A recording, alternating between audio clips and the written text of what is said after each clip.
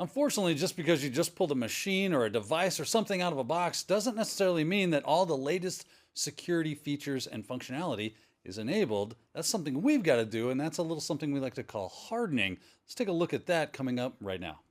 You're watching IT Pro TV.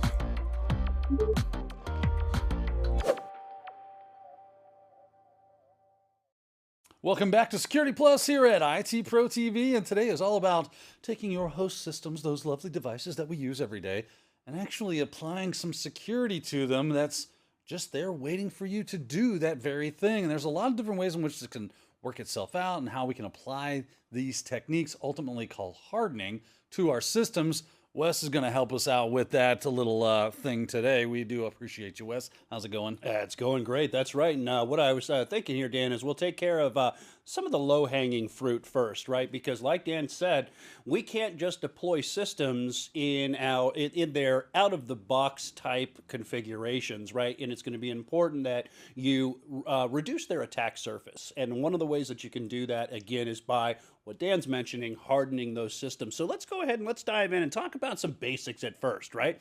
Now, we've talked about things like defaults, right? And defaults, when it comes to the basics, this is really about, just things like credentials, right? If you have any default passwords that might be on systems that you're implementing, you're going to want to change those. It's not only the credentials, though, too, because if there are defaults, remember that any kind of default configuration can typically be found on a vendor's website. And if somebody that is trying to make their way in your network, if somebody's doing some kind of reconnaissance and they can find out what type of system you have, then they can check vendor documentation just like you can, and they can potentially make their way in your networks, right? We've talked about in other episodes, we've talked about things like wireless security, right? Wireless security, you don't want to leave the default admin password and credentials because, again, a simple check, simple getting out the Google, right? You're gonna go to that website, that vendor, that manufacturer, and you can find that out. So changing default credentials is important. The other thing that I want to mention briefly here too is account management.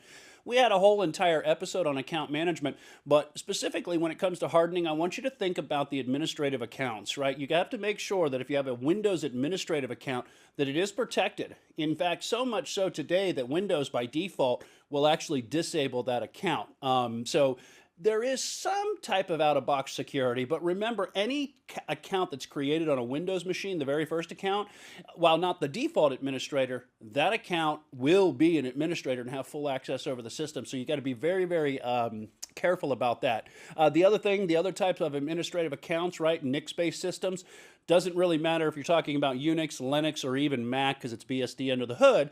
You want to make sure that that root user account is protected. We don't want to be logging in as our root user and doing everything in the context of those privileges, right? So remember, the principle of least privilege is very, very important.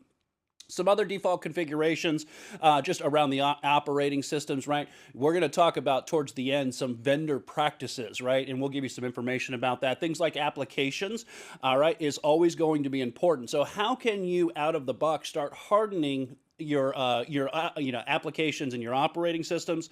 Well, that's going to be through essentially patch management. It's very, very important to have that systematic approach to applying patches. And one of the very first things that you can do is you can start applying patches to your operating system and your applications, because there could be a lot. In fact, Dan and I were talking about this the other day. I pulled down an ISO, which is essentially a file that you can use to bootstrap an operating system, whether it's in a virtual environment or you put it on a thumb drive and you install an operating system. Well, that image could be very old, all right, or it might not be that old, all right, but security patches come out all the time. So you put that operating system or that image on a new machine, and right out of the gate, you're going to have potentially to have some security vulnerabilities, security weaknesses. So patch management is definitely the way you want to go, and it's really just a basic concept that everybody should be following when it comes to security best practices. Yeah, you'd be making yourself a horrible mistake if you thought that, hey, these vendors have my best interests in mind, or they're opting me into security by default. Sometimes that happens and sometimes it doesn't. It's up to us to check those things and make sure. I like your point about just maybe I bought it today. I bought this thing today. I installed this software today.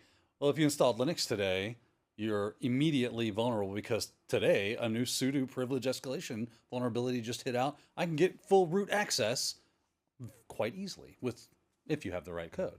but it's doable, right? So you have to go through these things. And I like that we are moving toward a more opt-into security thing, but that doesn't mean that's all the time. So you got to be checking for it. And in other places we can see some hardening techniques, and places we do need to harden firmware. Yes. Probably not something that jumps out in the front of your mind, but it is a place we do need to be able to worry about. Most definitely. So firmware, remember what firmware is, all right? If you remember, if you've taken like A+ or entry-level computing classes, remember your firmware is that low-level code that really just initializes all the hardware before your operating system comes on. And the reason the firmware is so important to make sure that you secure it is because when firmware comes on, your operating system's malware protection hasn't even loaded into RAM. It's not even functional. So it is very, very important that even in the early stages of the boot process, that low-level code, that we do maintain some security around it, and again, those best practices. So one of the things I want to mention is UEFI versus MBR. Now, UEFI is the Unified Extensible Firmware Interface, and that's really kind of like the next generation, even though it's been around for a while, the next generation over the old PC MBR, the master boot record, right?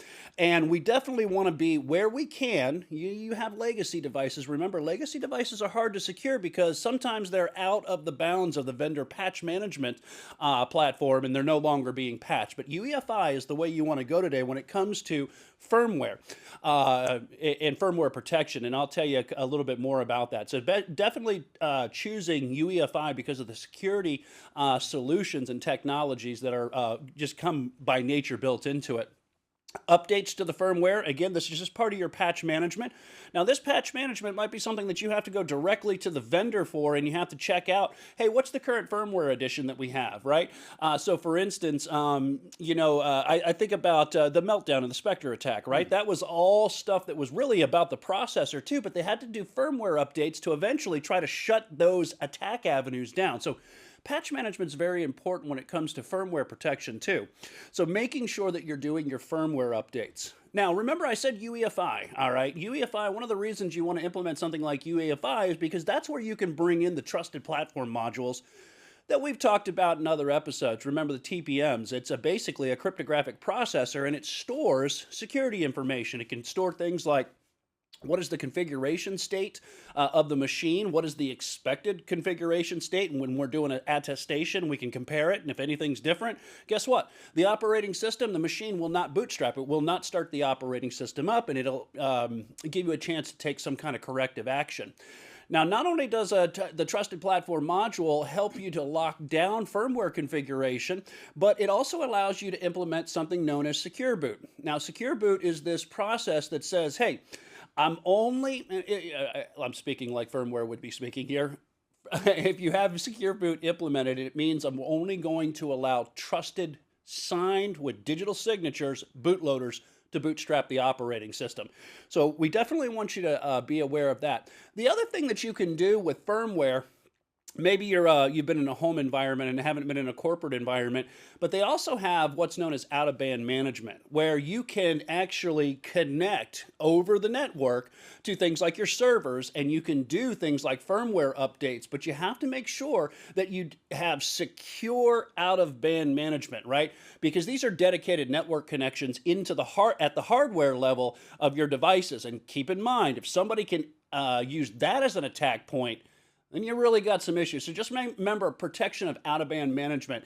That is going to be important because we do not want your attackers being able to exploit that, if you will. All right, so there you go. We've got operating system, firmware, applications as well. What about services, right? Services is a great way for an attacker to find themselves wandering their way into your lovely little network and your systems, which is what we don't want. So we got to make sure to lock those down as well. Wes, how do we do that?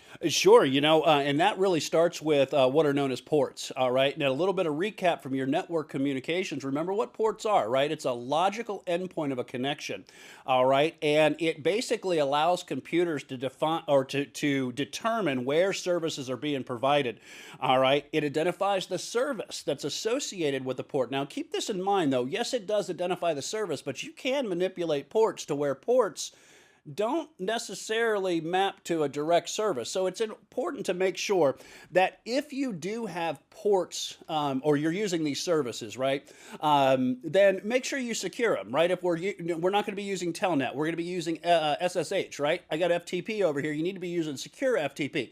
HTTP, we don't want to be using HTTP. If we are using these services, we want to make sure that they're the secure services because they can be used by attackers. All right, now, Dan mentioned services. Remember that the services basically provide access to networking resources, right? The more services that you have running on a system, the increased attack surface that you'll have, and they can be exploited by attackers. So one of the best practices when services, because services and ports kind of run hand in hand, if you're not using that service, shut it down. It'll shut the port down. Now, how might that happen? How might you say, well, wait a second, Wes, what if I got a web server up and I need that? I need that port open. Well, that's okay. Give me an instance where somebody's doing some testing, right? And they open up an HTTP server, maybe bring up a LAMP stack, and they're using it for testing on their network, and then they orphan it. They forget about it.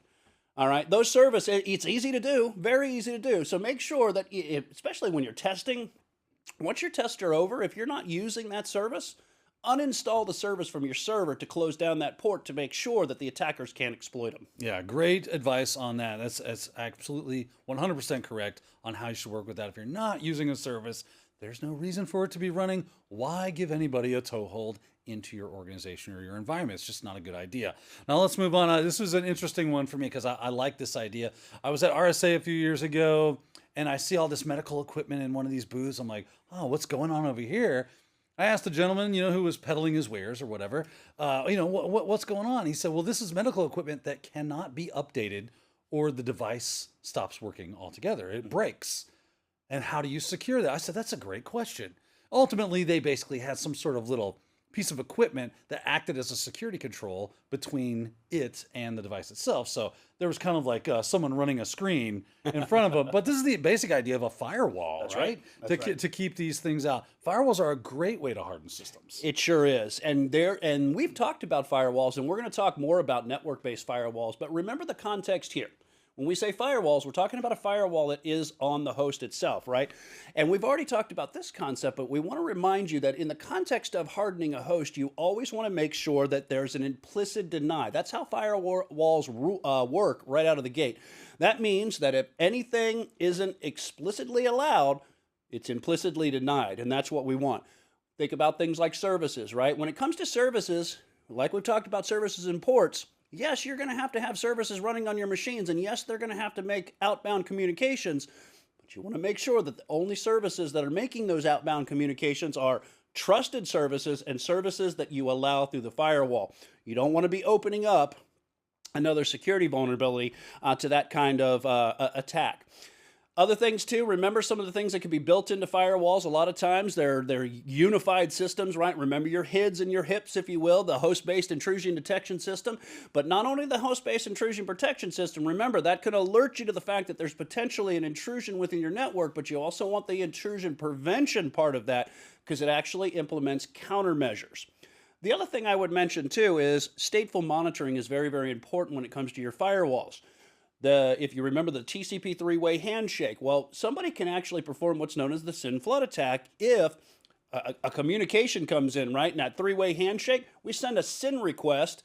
The server says, "Oh yeah, I acknowledge that," and then we don't send the third part of that response, that handshaking process, and then another SYN request, and then another SYN request until there's either a denial of service attack that's happened, again crashing the system, or maybe even worse, we spill information over into unchecked portions of memory. So definitely remember the concept of stateful monitoring. It's what they call a stateful firewall. Yeah, another great host nanny that you can have and should have on your system to help keep it hardened up, protected, shelled up against these attackers and malware and things of that nature. Antivirus, anti-malware, these systems are a must-have. You can't be living your life without them. Wes, how do we use them? Sure. So the big thing with antivirus, first of all, is to have it. All right. Now, I will tell you, it really could help. Now, I'll tell you, and Dan, I know you've come in, you've come across this. You have antivirus? Yes. Is it turned on? No. Hold on. The other side of the coin, so right? on is the proper configuration. That's I right. was Absolutely. missing something. So real-time protection, you always want to make sure that we're always monitoring, all right? The other thing, too, is that you're performing things like automated scans. And automated scans don't just necessarily mean checking the hard drive. It could be checking network communications. It could be what's happening inside of your RAM. as well as things like, for instance, platform and signature updates. Now, when I mean platform updates, I mean updates to the actual antivirus software platform itself, but then also remember that the antivirus software is only good as the signatures that it has inside of its database. So you want to make sure that you're doing updates of your signatures as well. The other thing that's very important that's sometimes overlooked is logging. All right, you want to know what's going on. There are times when people become, I don't know, warning immune, if you will, right? I keep seeing all these warnings. So what did I do? Desensitized. Desensitized. That's a great way to put it. So what do? We turn off the warnings. Well, how do you know what's happened? If something has happened, we need a record of it. So logging is definitely very important. The other thing I want to mention too is configuring default actions. Now you say, well, wait a second, Wes. You just told us to steer away from default actions. I said default configurations. Default actions are, if I see that there's a virus, what do we do? All right. Well, at very minimum, you should at least quarantine it. But you can have some default actions that said, sure, find it, log it, quarantine it, and erase it. You know, going a little bit farther there. So remember some of the techniques. It's not good enough to just say, I have antivirus software, right? It's not good enough to just have a front door and a lock. If you don't use the lock, then what's good, to have the lock in the first place? So these are some of the things that I would be aware of when it comes to hardening techniques and specifically to antivirus software. Now, another great hardening technique that it just wouldn't be a good show without it is the idea of encryption, right? You talked about ports and services. Wes said you should be using encrypted services because they're more secure. That's helpful. That's how you harden that down. It's not the only way in which we can use encryption though, right, Wes? That's right. So there are two forms of encryption that I want you to be aware of, right, when it comes to host hardening best practices, right, host security. And that is the file and disk encryption, okay? Now, file encryption, sometimes you have it built in and maybe you weren't even aware of it, right? So for instance, all three different systems like EFS, encrypted file systems, and Windows, Apple has their Apple file system. It used to be called HFS, which if you choose to format your hard drive in it, you can choose the encrypted, right? And it gives you full disk encryption as well, which we'll talk about. The other thing too, if you're in a Linux environment, you might use something like the GNU Privacy Guard to make sure that you're encrypting your information. Now that's file level encryption, but you also need the disk encryption too. And that's where we get into, well, think about things like, and all different operating systems have them. You might see BitLocker inside of Windows, right? We might have File Vault we have inside of Mac OS. The Unified or the Linux Unified Key Setup, LUKS, is something that you have inside of the Linux-based systems. Keep this in mind. There are three different states of your data. Remember, there is data in use inside of the application. There's data in transit and data at rest. When we are protecting our data in rest, we're going to use things like file and disk encryption. And on host security, it is very, very important because remember, at the end of the day, this is information technology security. We want to make sure that the information that we have stored on our systems are stored in a way that only authorized users can gain access to it. Yeah, now another place that we probably don't have our mind run straight to when we think, oh, that needs some hardening, that needs a little extra security, it's going to be our registry. I used to think that, it's the registry. It's got to be secure. And that was a bad assumption. We do need to go in there. We do need to figure out ways to harden our registries. Yeah, Dan, and this is one of those ones that it's really, as much as we're trying to be vendor neutral here, it is specific to Windows, and Windows has such a large portion of the enterprise level market, so you definitely have to keep the registry safe. And if you don't know what the registry is, I just want to take a few minutes here and kind of tell you about it. First of all, know that it's a Windows only thing. This is not in Linux, it's not in Mac. Windows is the only one that really uses the registry, and when it comes down to it, it's really just nothing more than a database. It's a hierarchical structure of settings and configurations. And there are, basically when the operating system launches, it needs to figure out, how do I configure the machine at startup? When a user logs in, I need to pull down their profile and they've got background settings and configurations that the user's made. How do we apply, what settings do we apply? Well, Windows checks the registry. Now, it's important to implement the principle of least privilege, because remember we talked about account management? If you log in as an admin, admins can modify the registry. And you might say, well, I've never modified the registry a day in my life. Well, that means in the context of an application you download, it also has the ability to modify the registry, which means changing settings and configurations. So just remember that you want to lock this down, right? Which means if you have standard users, all right, they don't need that level of privilege, Don't give them that level of privilege, because it's very, very easy for an end user, and they will do it, to download an application that installs on their machine, and now it makes those modifications. So that's a little bit about the Windows registry. I'll make mention of this too. You can find it down in Windows System 32, and it's inside of the configuration folder. So be aware of it, and also be mindful of its location should it show up on the exam. Yeah, that's right. Don't delete that folder. Things could go bad for you on that. Now, as we see, hardening is obviously a very important thing that we need to know how to do, understand why we need to do it, and the different areas in which we need to do it. But because of that, we do see there's a lot of different ways in which this could be done. I'm going to ask Wes here, is there any way that if I'm running Windows, right, it's going to be different than if I'm running Linux on how I should harden these? Any guidelines out there for us to follow that we can go, okay, here's how I do a Windows system? Definitely. So your vendors will typically will have some kind of best practices or some kind of configuration guide, and I've got a couple here. I've got one for RHEL if you're configuring a Red Hat Enterprise Linux server, and I've got 8 up here. Just keep in mind, depends on the version of the operating system that you're running, and you don't have to know. This is a 125-page document. You don't have to know any of that. What I would tell you to know is just look at really just kind of like the table of contents. And you can kind of just get a high-level overview of one of the things, some of the things that they're actually asking you to configure here. So, for instance, right, what is computer security? Standardizing. What are the security controls that you have? Remember, physical security is just as important as the logical security you implement inside of your operating system, and they make mention of that too. Other ones here, again, hardening guide, VMware. So if you're running something like an ESXi server, right, well, VMware has their own security guidelines too. But they also have things like automated tools that can make it a little bit easier for you to figure out what are the baselines that we should be using. And that's where the Windows world comes in here. Bringing in Windows here, they have the Microsoft Security Compliance Toolkit. And what it does is it allows you, look at all the different versions of the Windows 10 operating system, including server and stuff, group policies.